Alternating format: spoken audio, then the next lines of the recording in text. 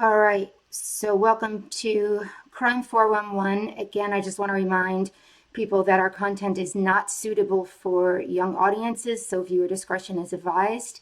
Today, we are going to be talking about Gannon Stauch, and unfortunately, they announced this morning that the search for Gannon has been suspended in southern Douglas County. Gannon has been missing for 3 weeks since January 27th. He is 11 years old, and for those of you who are not familiar with Gannon's case, he was reported missing by his stepmother, Tecia Stauch, on January 27th.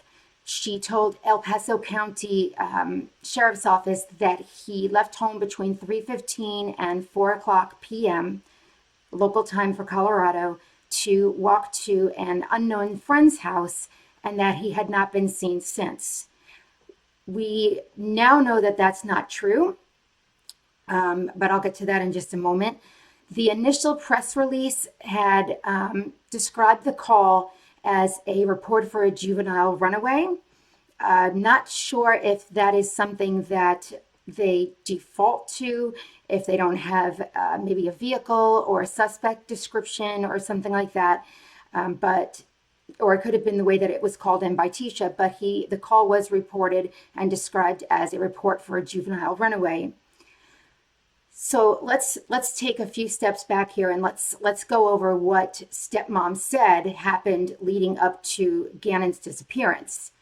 So she stated that on Sunday that she and Gannon and his sister had gone for a hike at Garden of the Gods.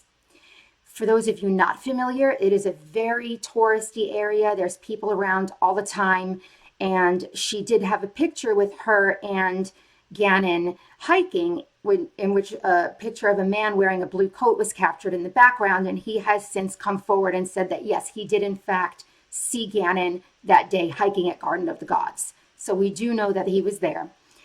She states that after the hike that Gannon had a stomach ache.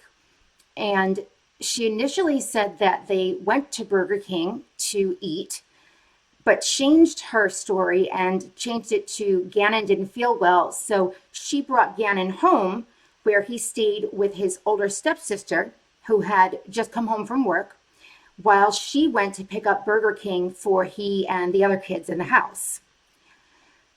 This is the story. Then she says that on Monday, Gannon stayed home from school because, again, he had a stomach ache, and that she originally said she needed to take him to the doctor. She did not take him to the doctor. She said that instead of doing that, she called to a nurse line of some kind and tried to do some sort of a home remedy for his stomach. And so she changed her story on that. And then she said that around 3:15, 3:30, Gannon sent a text message to his father, who was out of town. He is in the service, I believe, and asked if he could walk to a friend's house. The stepmom claimed she was in the basement working out with headphones on, and she did not see him leave, but knew that he went to go to a friend's house, although she did not know who the friend was and didn't keep up with friends, because that was something, according to stepmom, that Gannon's father did. She said she told him to be home by 6 o'clock. And when he didn't come home, that is when she started to grow concerned and called the police that she could not find Gannon. So according to Tecia, stepmom, the last time that Gannon was seen was between 3:15 and 4 o'clock p.m. when he left the residence through a side door, is what she said, to walk to a friend's house. So interesting, right? Because on February the 4th, we find out that that's not true. On February 4th, their neighbor, Roderick Drayton, came forward, and he told ABC News that he decided to look through his footage. He has a doorbell camera, and he said he couldn't sleep thinking about Gannon, so he decided to look through these videos to see if he might be able to find anything that would help with the investigation, which it did, because what he found was a video of Gannon entering the pickup truck that belonged to Gannon's father with Stepmom at about 10:15 in the morning, and she comes back around 4 hours later without Gannon. That was on the Monday morning that he went missing. So we know that he did get into the truck with Stepmom, and 4 hours later she returned without Gannon, by herself. So we know that she lied. Here's a video, a picture of the video here. This is the family pickup truck. And you can actually, if you Google this, you can find this video online. She originally was in the street with the pickup truck and backed into the driveway to pick up Gannon. A lot of folks who have seen this video say that it appears to them that Gannon was limping or in pain, walking slow. Purely speculation. Sometimes kids just don't want to get in the car or go to the store or whatever. But that is what people have said, is that they feel as though he was hurt, and that's why she backed the truck into the driveway to pick him up. Again, that's hearsay, not facts. But he did get into the truck with Stepmom at 10:15 that morning, Monday morning, January 27th. And 4 hours later, she returned alone without Gannon. So we do know that she lied about the last time that Gannon was seen. And we do know that she lied about the fact that he had left on foot to walk to a friend's house because he was not home after he left with the stepmother that morning. Ironically enough, once this video came out and people started to speculate that Gannon looked like he was in pain when he was walking, Stepmom offered some further information that is concerning, to say the least. We know that according to her that he did have a stomach ache, but she then shared more information and stated that on Saturday night, Gannon was helping her in the garage and he cut his foot because there were tools laying around. According to Stepmom, the father does a lot of woodworking, tools were laying around. Gannon cut his foot, to which she had him sit up on the car and bandaged his foot in the garage. So that's interesting because on Sunday they were hiking, right? So did he cut his foot, or is she trying to explain the fact that police might find blood by coming up with some story that he cut his foot the night before they went hiking? We don't know. Again, everything is pure speculation at this point, but we do know that is what she stated happened. She then stated that on Sunday night, and I believe she only addressed this because some screenshots came out with a text message that I don't know if it was from her oldest daughter or what it was, but I know that the text message was related to the fact that Gannon had knocked over a candle and that he was very, I would say the word was scared, that he was going to get in trouble and that he was very sorry. And the message said, Gannon is fine, but he's just very upset or something like that. Why that's relevant is because the Monday morning, January 27th, that Gannon went missing is the same morning that the carpet that was outside of Gannon's bedroom door in the basement needed to be replaced for some reason. That's interesting. First of all, I don't know anybody who can get someone there that fast to change a carpet, for one. For two, she claims that when Gannon knocked the candle over, that it started a fire. I can't say that that's not true, but I would lean toward that being inaccurate. If you've ever had a candle that you've knocked over, what happens? The wax goes over the flame and the candle goes out, right? So my guess is that no, he didn't set the carpet on fire. And again, pure speculation as to why the carpet would need to be replaced so quickly, but we do know that it was replaced sometime that Monday morning, which she has stated and her mother has confirmed, which that's interesting to me. I mean, these are all very, very uneasy coincidences, if you will, when you have an 11-year-old missing child who now the stepmother, after having lied about where he was last seen, is also coming up with a story as to why they might find blood. The whole thing just stinks, right? So the other interesting fact, and if anybody knows what time the text message, oh no, I'm sorry, it wasn't a text message, the alleged search on Gannon's phone that his stepmother stated he searched whether or not his parents could find him if his phone was turned off. That was on the Monday that he went missing also. A lot of people are under the impression that he didn't search for that at all and that his stepmother searched for that on his phone to make it look as though he had run away. And I read somewhere on one of the forums on Facebook, and this is a very good point. Most 11-year-old kids don't speak that way. They're not going to Google, can my parents find me if my phone is turned off? They're just going to say, if my phone is turned off, can it be tracked or something like that, right? I would find it unlikely that they would use that terminology, but again, he may have.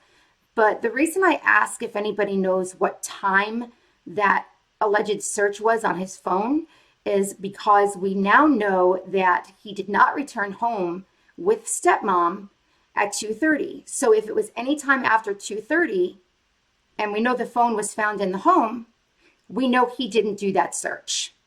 So I don't know if anybody has that information, but if you do, please let me know because I really would like to know that piece of information. That's been bothering me a lot.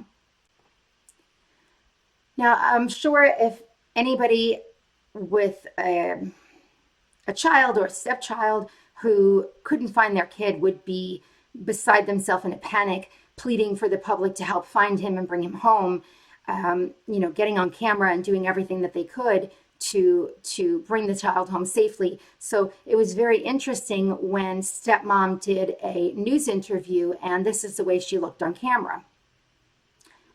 She wouldn't face the camera. And she states that she was getting death threats and things like that, so she didn't want to put her face out there. But I'm sorry, I'm not buying that because she has been putting her face out there all over social media nonstop, talking about how she's a wonderful person because she raised this boy and trashing his biological mother and all this stuff. So if you're getting death threats and you don't want to be on camera, why are you all over social media? It doesn't make any sense. But anyhow, this interview was so, I would say, typical of a classic sociopath, narcissist type of personality. The entire interview was focused on stepmom. She never once shed a tear for Gannon. She never once said she was concerned that Gannon would be somewhere hurt or cold or scared, nothing. The only thing that she stated was that her family was getting death threats, that her constitutional rights were infringed upon by police, that they questioned her and they wouldn't even let her get a glass of water or use the bathroom, on and on and on and on and on about poor T as a victim in this situation for, I think it was close to like 10 minutes. Never mentioned Gannon until she said that that she wants Gannon to come home so that people know what really happened, and they apologized to her for accusing her of being involved in his disappearance. I'm sorry, stepmom, but you are not doing yourself any favors, Stop talking. I mean, I'm glad that you're talking. Keep talking, actually, right? Where is Gannon? Can you tell us where Gannon is? Keep talking. Really, come on.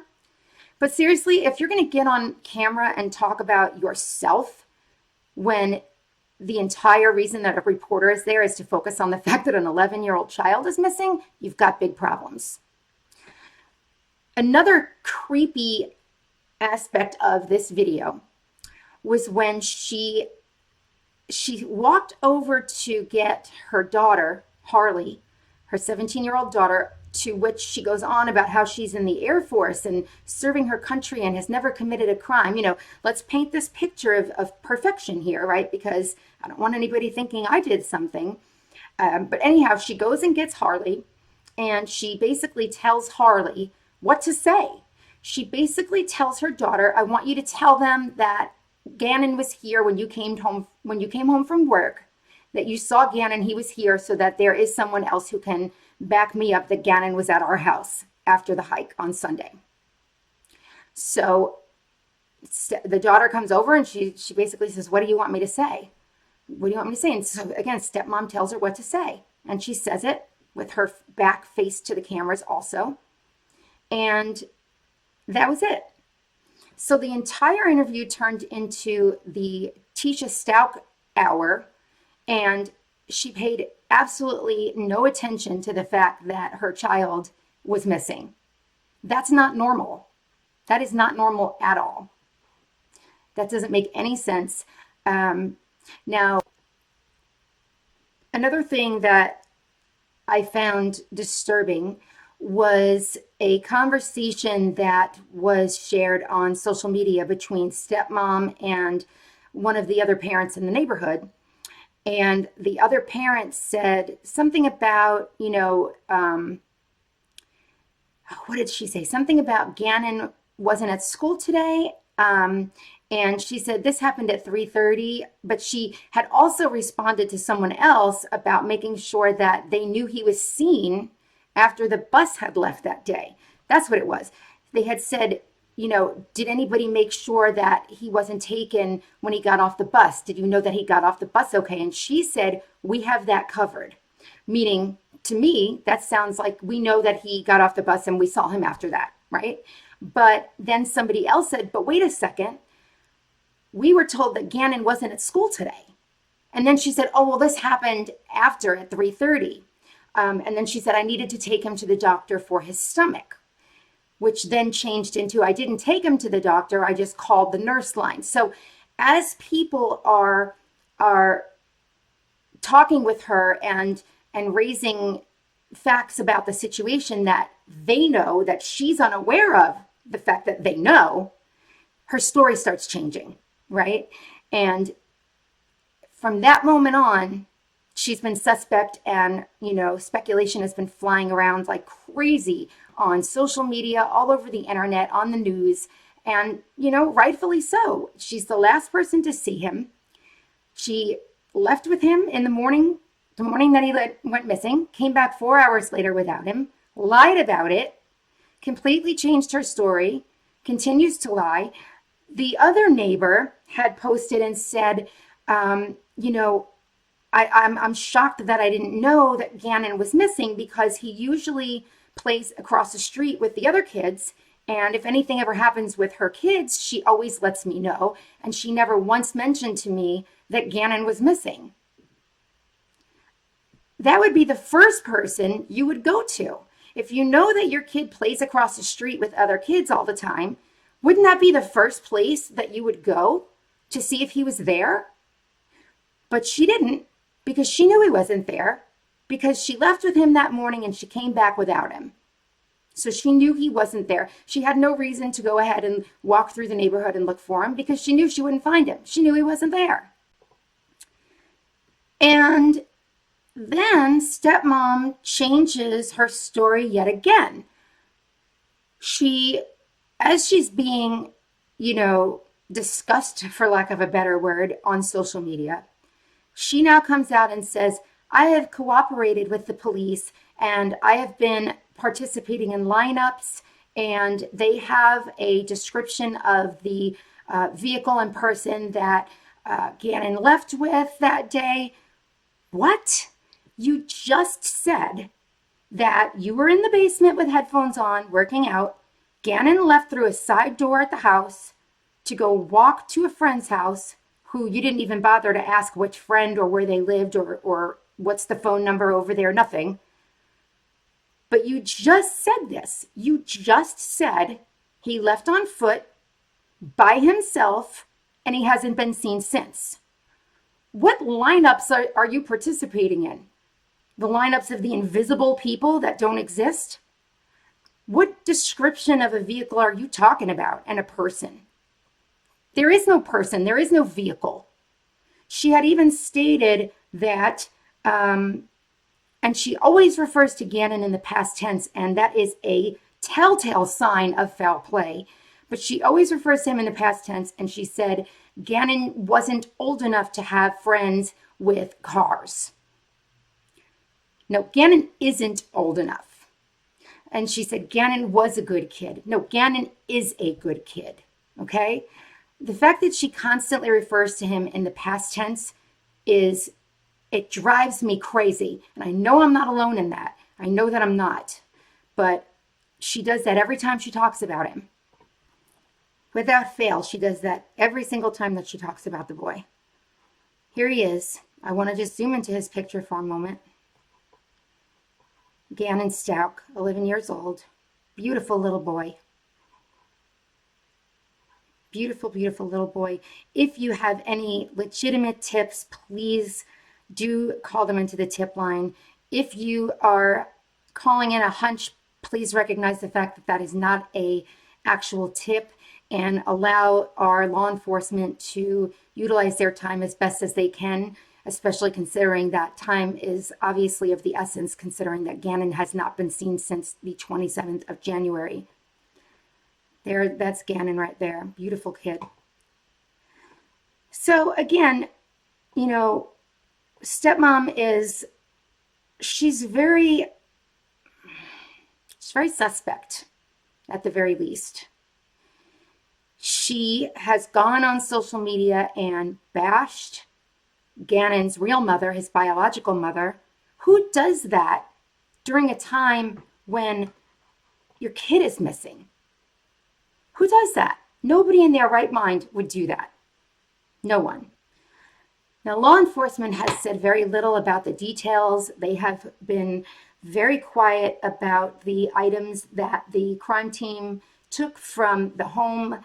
They have not really confirmed anything. They have continuously stated that they do believe that Gannon is alive. And I would like to touch on that for just a moment. Now, I know that everyone has said that stepmom went to Petco the day that Gannon went missing. And she stated that after she got caught, right?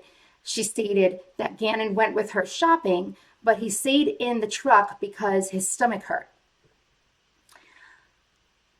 Wondering if she didn't have somebody grab him either at Petco or on the side of the road somewhere and drive off with him.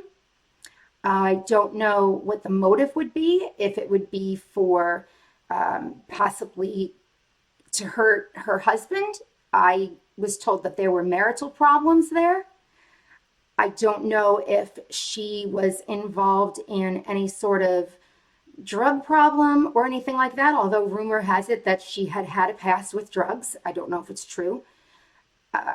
Did she not have money that she needed? Was she in trouble? Did she use Gannon as a form of collateral? We don't know. We don't know very much at all. I do know that she went back to Petco. She went there twice that day, which is odd to me. Now, I had a couple of theories on this. Pure speculation, of course. One, she had mentioned that Gannon was upset because he thought that they were going to have to sell his Nintendo Switch to pay to repair the carpet. And he played his Nintendo Switch in the car a lot, according to stepmom's mother. Okay? So theory one, was he in the truck? Was Gannon in the truck and stepmom went into Petco? Gannon didn't want to sell the Switch, so he got out of the truck at the Petco and walked off. She comes back to the car or the truck, sees Gannon's not there, drives around to look for him, and when she realizes he's still not there, goes back to Petco to see if maybe he's inside looking for her. I don't believe that's what happened, but it's possible. right? Somebody could have grabbed him then. If that were the case, then why lie about it, right? So again, I don't believe that's what happened, but I am just throwing out some different scenarios. The other thing that I believe could have happened is that she had coordinated some sort of a kidnapping. I don't know, maybe for ransom money, or maybe, again, like I said, maybe she used him as some form of collateral. But maybe somebody grabbed him at the Petco, and maybe she went back to Petco concerned that maybe they got nervous or scared and brought the kid back. Don't know, right? All I know is that when someone is lying about something like this, they're guilty of something. I wholeheartedly still believe that Gannon is alive. And I know it's been 3 weeks, but I believe that he is alive. For one, when Stepmom came back from wherever she was, Petco or whatever she was doing, at 2:30, she came back alone, but she was clean. There was nothing, on her to suggest that anything awful had happened. Truck was clean. So there were no clear signs of a vicious crime that had happened on her body or in the truck. Okay, so that leads me to believe that she was wearing the same clothing. Okay, so it's not like something happened, she got blood on her, changed her clothes, got in the truck and went home. The clothing was the same, and she didn't have anything on her. So to me, that suggests that she did not physically harm him that way. And I still just keep leaning toward her having someone else take him, which would coincide with why she waited so long to call police, because she wanted to give them enough time to get far away from the area, right? I don't believe that dogs have picked up on Gannon's scent in this situation either, which is ironic, and that would suggest that he was taken out of the area, right? And since they have been searching that whole area and haven't found a single thing that at least they've told the public about, I can only speculate that somebody took him really far out of the area. If you consider the fact that they live, I think they said it was 40 minutes away from the Petco that she went to, right? And she was gone for just short of 4 hours. And she did go to Petco twice. That doesn't leave a lot of time for her to drive super far away and bring him somewhere. But it does give her plenty of time to meet someone somewhere, have Gannon get in the truck with them, and take off. Stepmom is what's the word? Unemotional. That's the word. She is completely unemotional when it comes to Gannon. She claims that she loves this boy and that she raised him like her own for 2 years, and that she fought to get custody with her husband, which we know is joint custody with Gannon's father and Gannon's mother. And she goes on this tirade about how wonderful she is and how much she took care of him. But okay, he's missing, and I haven't seen you shed a single tear. Not a single tear. I haven't seen her plead for anybody to please bring him home, or get out and search, or she's not out, with flyers. She's not doing anything. She's doing nothing. And the only concern she has is that Gannon will come home, so this way people can apologize to her for accusing her of being involved. That smells real bad. That smells real bad. I don't know if the search has been suspended due to weather or due to the fact that they have literally, law enforcement, has literally exhausted their leads in that area. I don't know much. They're not saying much, but the entire thing is shady. And as far as BioMom is concerned, Landon, if you're seeing this, I don't even know what to say. My heart is in pieces for you. I have a 5-year-old boy, and I cannot even begin to imagine, nor do I want to, what you must be feeling right now. But just know that there are so many people who are in your corner and praying for you and doing what they can to try and put together this puzzle of Tecia and Gannon, pardon me, to bring him home safely. Again, my heart goes out to you, to Gannon's father and his sister and the rest of your family. And really, there's no words to even say, right? Stepmom, we all know you lied. Law enforcement knows that you lied. If you have nothing to hide, this would be the opportune time to start telling the truth. And if you do have something to hide, this would be the opportune time to start telling the truth. People like this, these narcissistic, sociopathic type of people, they always think that they can get away with a crime. They always think they're smarter than police. They always think they're one step ahead of police. Let me tell you what, that is not the case. Look at how many people are rotting in jail right now and how many people are sitting on death row. And I will say, if she hurt that boy, I hope she is sitting on death row herself, because that's what you deserve. If you didn't and you know where he is, then you need to tell law enforcement how to bring him home safely to his family. Anyhow, those are my thoughts on this case. I know that there has been a lot of conversation online about this case.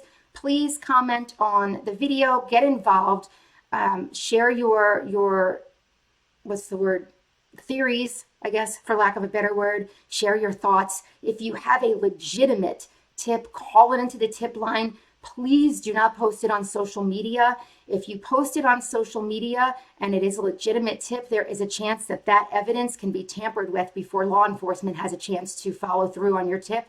Please don't post it until you have reported it and it has been investigated. That being said, please follow Crime 11 on YouTube and on Facebook. Thank you again for letting me share my thoughts on the Gannon Stauch case, and my prayers to the family.